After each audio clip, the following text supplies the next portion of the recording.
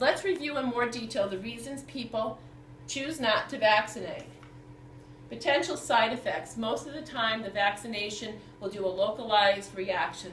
A little swelling, some discomfort at the site, people have a low-grade temperature, some muscle and joint aches.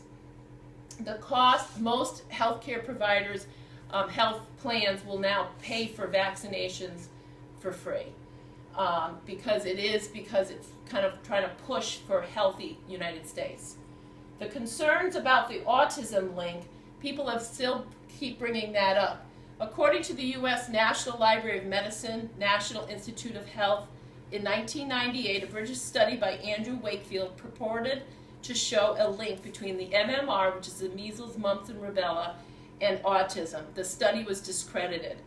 There was a retraction of information with no causal link between the MMR and autism. Wakefield et al. Were held guilty of ethical violations and scientific misrepresentations and were guilty of deliberate fraud. Because of that, there was a significant decrease in receiving the MMR both in the United States and the UK, and it became a significant problem. Many things occur if people choose not to vaccinate. Let's review what happens to our society if people do not vaccinate themselves or their children. There's an increased illness and diseases leading to more hospitalizations and deaths and disabilities. There's an increased loss of work for the parent or the caregiver, and the children are missing out in school. There's a loss of pay for the caregiver, or the actual person may be the sick one that is missing out on work and pay. And then there's an increased cost on the health care costs with increased office visits, emergency room visits, and hospitalizations. Many people claim they do not see the disease, so why vaccinate? Let's review what happens to our community and society if we do not vaccinate. Vaccines just don't protect yourself. They protect those around you.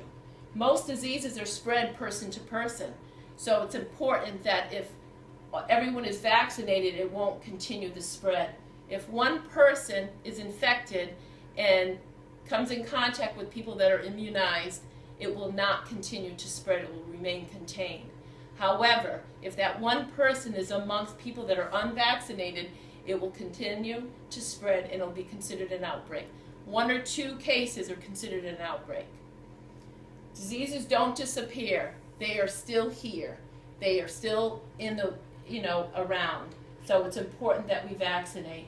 Although the United States has a low rate of vaccine prevented diseases, this isn't true in the world, and we all are big travelers and traveling readily on planes and trains and all over the world. This is a picture of how a virus spreads. The blue indicates people that are healthy individuals without being vaccinated. The yellow indicates being vaccinated, and the red is an indication of an infectious disease that the person has taken on. When they come into the group of the healthy individuals, the disease spreads despite being healthy. If for some reason most people are vaccinated with a few isolated people not vaccinated, the disease remains contained and there's just less spreading of the disease. So to summarize, vaccinations do prevent many diseases and illnesses, and although there are side effects, risks, the risks for not vaccinating are far outweigh the side effects of the vaccines. Adequate vaccinations affect the community and its well-being, both physically and mentally. Although there are still many devastating diseases and illnesses, many of them are preventable if one chooses to take control of their lives and get vaccinated. These are great resources: the Centers for Disease Control and Prevention, the National Vaccine Information Center, and the World Health Organization. Today I discussed the importance of vaccinating, specific vaccine prevention, diseases, side effects of the vaccines, and the effect of not vaccinating on our society. Vaccines are better for you, your children, and society.